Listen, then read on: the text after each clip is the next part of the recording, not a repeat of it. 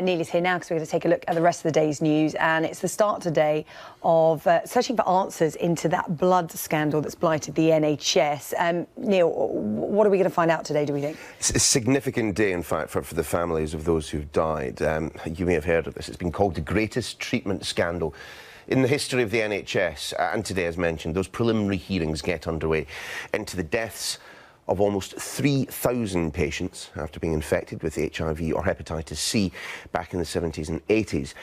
Now, the public inquiry will look into how men, women and children in the UK were given infected blood products from donors in the United States, who included prisoners, sex workers and drug users. Sky's health correspondent Paul Kelso has more.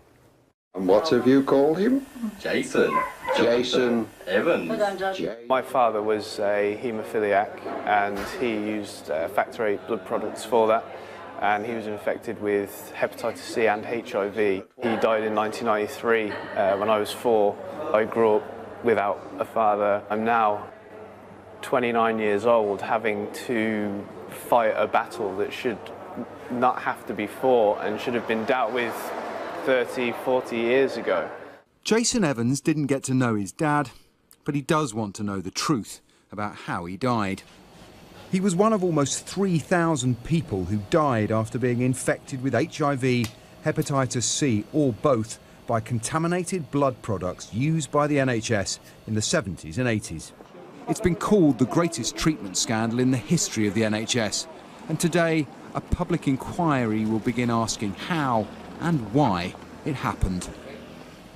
The blood products used to aid clotting were imported from the United States, where manufacturers paid donors, including prisoners, drug users and sex workers, to give blood.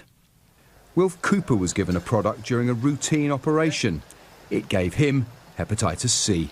Mr. Cooper, you shouldn't be moaning. This is very expensive stuff, he said. It comes, we call it the gold injection, it comes all the way from America.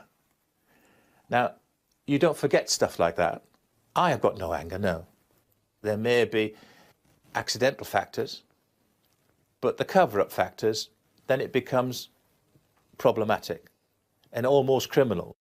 Proceedings will begin here in central London with a commemoration of the dead and the dying and opening statements on behalf of victims. But tough questions lie ahead as the inquiry examines allegations that government officials may have covered up the scale of this scandal, that the pharmaceutical industry knowingly distributed deadly products, and that some doctors may have turned a blind eye, allowing patients to be treated as guinea pigs. Campaigners hope that this time they will get answers. Cautious optimism is exactly, I think, where most of the affected community are at. I think there's a lot of hope for this inquiry. The process will take at least 2 years, but families hope it will deliver a definitive judgment on this huge, unresolved scandal. Paul Kelso, Sky News. Yeah, and do stay with us at 9:15 here, thereabouts on Sunrise. We'll be speaking to Lauren Palmer, who lost both her parents as a result of that scandal.